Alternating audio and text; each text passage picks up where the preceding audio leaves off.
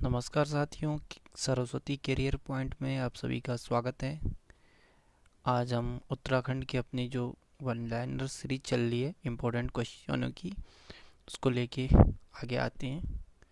चलिए शुरू करते हैं उत्तराखंड के प्रसिद्ध पर्यटन स्थल और धार्मिक स्थलों के बारे में जानकारी के साथ। ये अभ्युदय वात्सल्यम किताब से लिया है सारे सार। तो चलिए देखें। दो नदियों के संगम को प्रयाग कहा जाता है।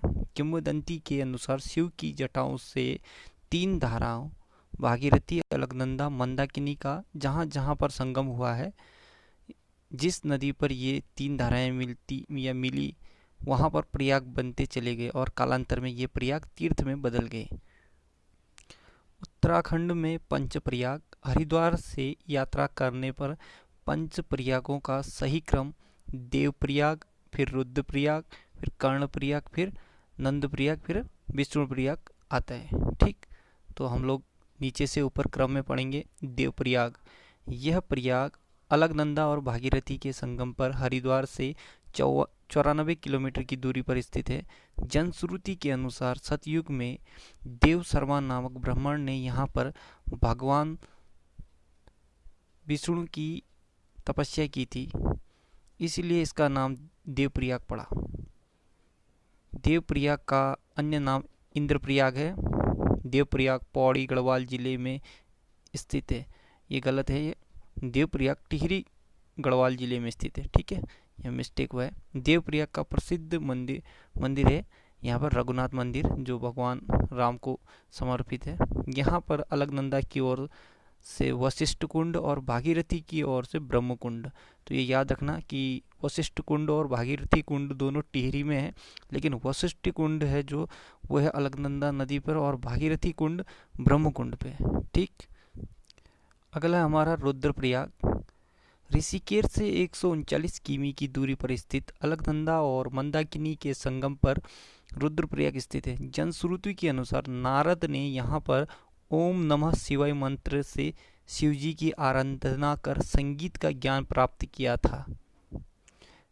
इसलिए रुद्रप्रयाग को रुद्रावत भी कहा जाता है। रुद्रप्रयाग से केदारनाथ धाम का मुख्य मार्ग प्रारंभ होता है। ठीक, अगला प्रयाग आता है हमारा कर्णप्रयाग। चमोली जनपद में स्थित बद्रीनाथ मार्ग पर कर्णप्रयाग स्थित है। यह अलकनंदा और पिंडर नदी के संगम पर स्थित है। जनश्रुतियों के अनुसार यहाँ पर कर्ण ने सूर्य की आराधना कर अभेद कवच प्राप्त किया। यहाँ पर एक कर्ण मंदिर भी स्थित है और यहाँ पर उमा देवी का विशाल प्राचीन मंदिर भी है। अगला आता है उसके बाद हमारा चौथा प्रयाग नंदप्रयाग। यह प्रयाग ऋषिकेश बद्रीनाथ मार्ग पर अलकनंदा व नंदाकिनी के संगम पर स्थित है। पौराणिक कथा के अनुसार सत्यावधी राजा नंद ने यहाँ पर तपस्या की थी। और अंतिम हमारा पंच प्रयागों में आता है विष्णु प्रयाग। यह प्रयाग जोशीमठ से 10 किमी की दूरी पर विष्णु गंगा, अलकनंदा और धौलीगंगा के संगम पर स्थित है। कहा जाता है कि यहाँ पर नारद जी ने अष्टाक्षरी मंत्रों का जाप करके भगवान विष्णु का साक्षात दर्शन प्राप्त किया था। अन्य प्रयाग में देखें केशव प्रयाग है। यह प्रयाग बद्रीनाथ के पास माड़ा गांव पर स्थित है।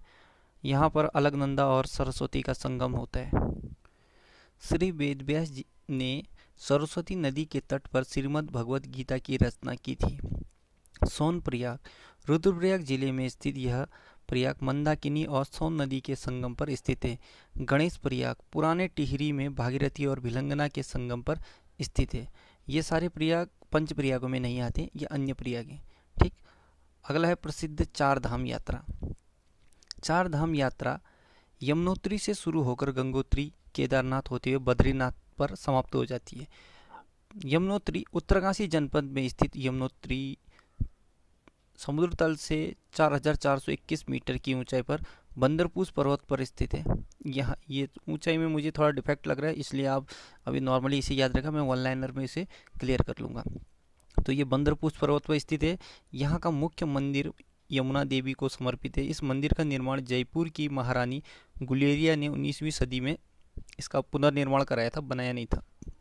भूकंप से नष्ट होने के कारण इस मंदिर का पुनर्निर्माण 1919 में टिहरी के नरेश महाराजा प्रताप शाह ने दोबारा से पुनर्निर्माण कराया था। ये 1803 में जब दोबारा भूकंप आके पूरा क्षति होने के बाद 1919 में नरेंद्र शाह ने दोबारा इसको पुनर्निर्माण कराया था।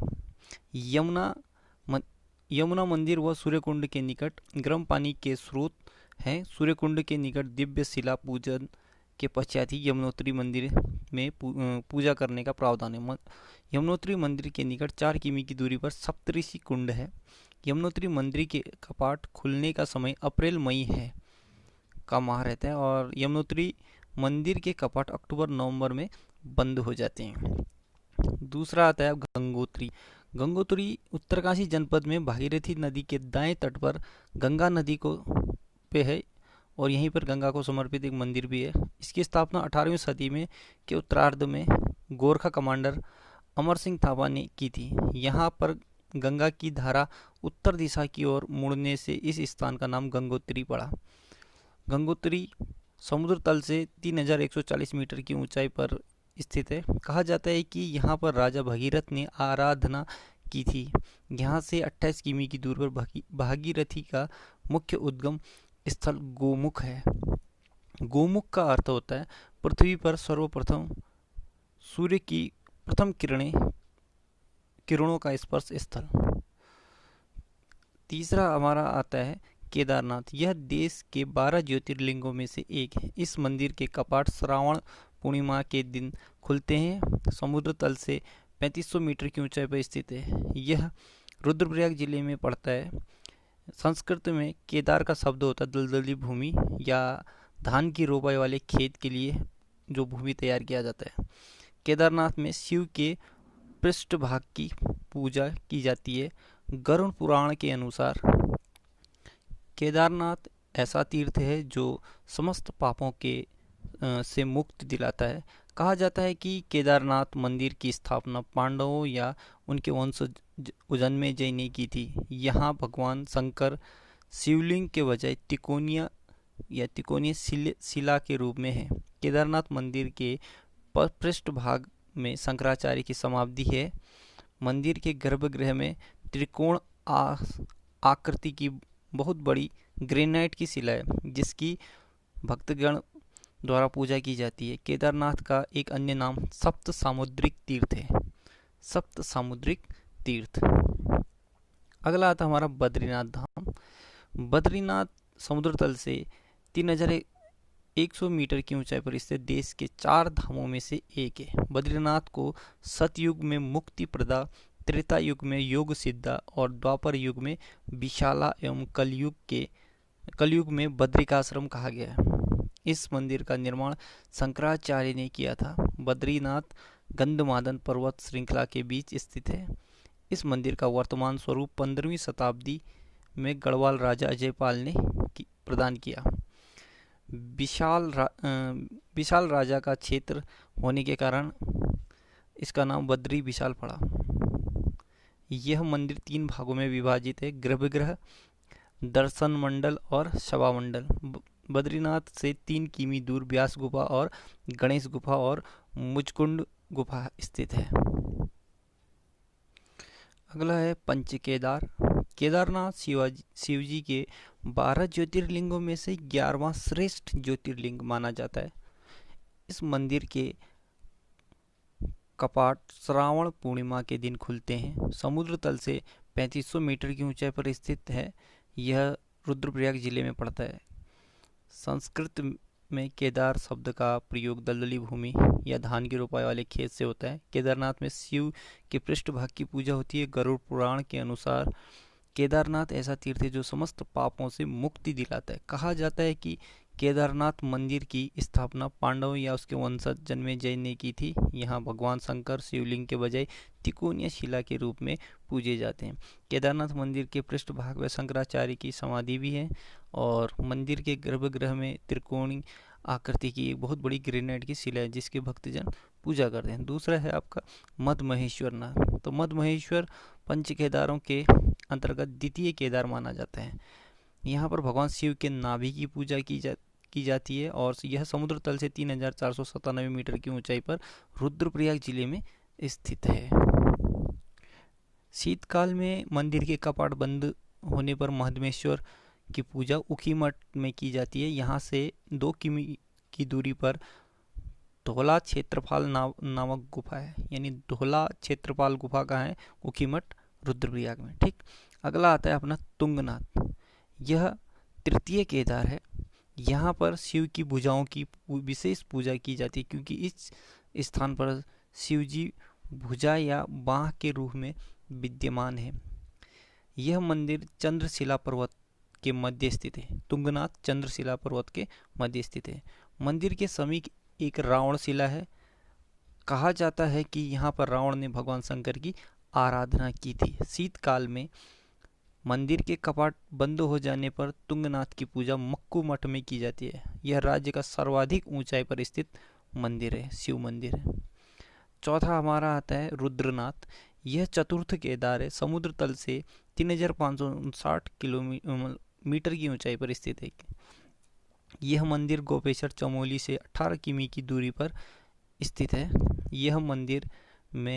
इस मंदिर में शिव के मुख की पूजा होती है। रुद्रनाथ में रौद्र मुख की होती है, ठीक होती है। रुद्रनाथ से द्रोणागिरी, चौखंबा, नंदा देवी आदि पर्वत शिखर दिखाई देते हैं। शीतकाल में मंदिर बंद हो जाने पर रुद्रनाथ की पूजा गोपेश्वर मंदिर, यहाँ पर गोपेश्वर में जो नरसिंह मंदिर है यहाँ पर होती है पूजा। ठीक, अगला कल्पेश्वर। यह 5वां केदार है। यहाँ शिव की जटा की पूजा होती है। समुद्र तल से 2134 मीटर की ऊंचाई पर स्थित यह मंदिर चमोली जिले में पड़ता है। इस मंदिर में वर्ष भर पूजा होती है, यानी कल्पेश्वर एक ऐसा मंदिर है जिसके कपाट कभी बंद नहीं होते और वर्ष भर पूजा होती है। ठीक, इसको एक ट्रिक के माध्यम से भी जाने, तुम रुक के, तो तू से तुंगनाथ, रो से रुद्रनाथ, और ये तू से तुंगनाथ, मौ से मद महेश्वरनाथ, रू से रुद्रनाथ और कौ से कल्पेश्वरनाथ या केदारनाथ, फिर उसके बाद के से केदारनाथ। अगला आता है पंचबद्री। बद्रीनाथ समुद्र तल से 3100 मीटर की ऊंचाई पर देश के 4 धामों में से एक है। बद्रीनाथ को सतयुग में मुक्तिप्रदा, त्रेता युग में योग सिद्धा, द्वापर युग में विशाला और कलयुग में बद्रिकाश्रम कहा गया है। इस मंदिर का निर्माण शंकराचार्य ने किया था। बद्रीनाथ गंधमादन पर्वत श्रृंखलाओं के बीच स्थित है। इस मंदिर का वर्तमान स्वरूप 15वीं शताब्दी में अजयपाल ने किया था, राजा अजयपाल ने। ठीक, विशाल राजा का क्षेत्र होने के कारण इसका नाम बद्री विशाल पड़ा। यह मंदिर 3 भागों में विभाजित है, गर्भगृह, दर्शन मंडल, सभा मंडल। बद्रीनाथ से 3 किमी दूर व्यास गुफा और गणेश गुफा, मुचकुंड गुफा है, ये माणा गांव के आसपास पड़ता है। मंदिर के कुछ नीचे अलकनंदा के पास में गर्म जल यानी तप्त कुंड है। ठीक, बद्रीनाथ। यहीं पर पंचधारा हैं, जिसे एक है भृगुधारा, इंद्रधारा, कुर्मधारा, प्रहलाद धारा, उर्वशी धारा, और पंचशिला है गरुड़ शिला, नारद शिला, मार्कंडेय शिला, नरसिंह शिला और बराह शिला। सभी पंचशिलाएं और पंचधाराएं बद्रीनाथ के समीप और चमोली जनपद में स्थित हैं। आदि बद्री चमोली जनपद में आदि बद्री समुद्र तल से 920 मीटर की ऊंचाई पर कर्णप्रयाग से 21 किमी की दूरी पर रानी खेत चौखुटिया मार्ग पर अवस्थित है। आदि बद्री को स्थानीय भाषा में नौठा कहा जाता है। यहाँ मुख्य रूप से 14 मंदिरों का एक समूह है। ठीक, तृतीय बद्री हमारा वृद्ध बद्री बद्रीनाथ मार्ग पर 1398 मीटर की ऊंचाई पर जोशीमठ से 7 किमी की दूरी पर स्थित है। यहाँ पर भगवान विष्णु ने वह 2 सन्यासियों को दर्शन दिए थे, अतः इसी कारण यहाँ वृद्ध सन्यासियों को दर्शन दिए थे, इसी कारण इसका नाम वृद्ध बद्री पड़ा। आदि गुरु शंकराचार्य ने यहाँ वृद्ध बद्री की मूर्ति की स्थापना की थी। ठीक, फिर चौथा आता है भविष्य बद्री। चमोली जनपद के जोशीमठ से 20 किमी की दूरी पर समुद्र तल से 2744 मीटर की ऊंचाई पर भविष्य बद्री स्थित है। यहाँ पर भगवान विष्णु की आदि आकृति की पूजा होती है। लोक मान्य है कि घोर कलयुग आने पर नर नारायण पर्वत आपस में मिल जाएंगे, तब बद्रीनाथ की यात्रा नामुमकिन हो जाएगी और भविष्य बद्री में यह मूर्ति पूर्ण होकर भगवान भविष्य बद्री में प्रकट होंगे और बद्रीनाथ की पूजा भविष्य बद्री में होने लगेगी। अगला आता है हमारा पांचवा बद्री। तो ये योगाधान बद्री कहलाता है। चमोली जनपद के जोशीमठ से 21 किमी की दूरी पर पांडुकेश्वर में योगाधान बद्री है। ये कहा जाता है कि यहाँ पर पांडु अपनी पत्नियों कुंती और माद्री के साथ रहते थे और पांडवों का जन्म यहीं हुआ। यहाँ पर भगवान विष्णु योग साधना में लीन है। शीतकाल में बद्रीनाथ मंदिर के कपाट बंद होने पर बद्रीनाथ जी की मूर्ति यहाँ लाई जाती है। कहाँ? योगाधान बद्री में। ठीक, ये जो है पांडुकेश्वर में स्थित है। प्रमुख नगरों के प्राचीन नाम एवं उपनाम। तो नगर प्राचीन नाम उपनाम है, जैसे कुमाऊं क्षेत्र, मानसखंड और कुर्मांचल कहा गया है इसको। ठीक है, मानसखंड में इसे कुर्मांचल का है और ये कुमाऊं क्षेत्र को। ठीक, गढ़वाल क्षेत्र को केदारखंड कहा गया है। हरिद्वार को मायावती, मायापुरी, देवताओं का द्वार, मयूरपुर, काउपिल या कुपिला, माया, शिव की राजधानी, तीर्थ नगरी, ये प्राचीन में कहते थे। आधुनिक में इसको गंगा द्वार, तीर्थों का द्वार, कुंभ नगरी, सेतु नगरी, उत्तर भारत का केरल आदि कहा जाता है। ठीक, देहरादून को शिव की भूमि कहा जाता है और लीची नगर कहा जाता है, लेकिन प्राचीन में इसको सैनिक नगर और वर्तमान में सैनिक नगर और वन नगर भी कहा जाता है। ठीक, ऋषिकेश को कुब्जाम्बर कहा जाता था, वर्तमान में इसे संत नगरी और गंगा नगरी भी कहा जाता है। मसूरी को पहाड़ों की रानी कहा जाता है। जोशीमठ को प्राचीन में इसे ज्योतिर्मठ कहा जाता था। कोटद्वार को वर्तमान में इसे गढ़वाल का द्वार कहा जाता है। रुद्रप्रयाग इसका पुराना नाम पुनाड़ था। और पिथौरागढ़ को सोर क्षेत्र कहा जाता था और वर्तमान में इसे छोटा कश्मीर कहा जाता।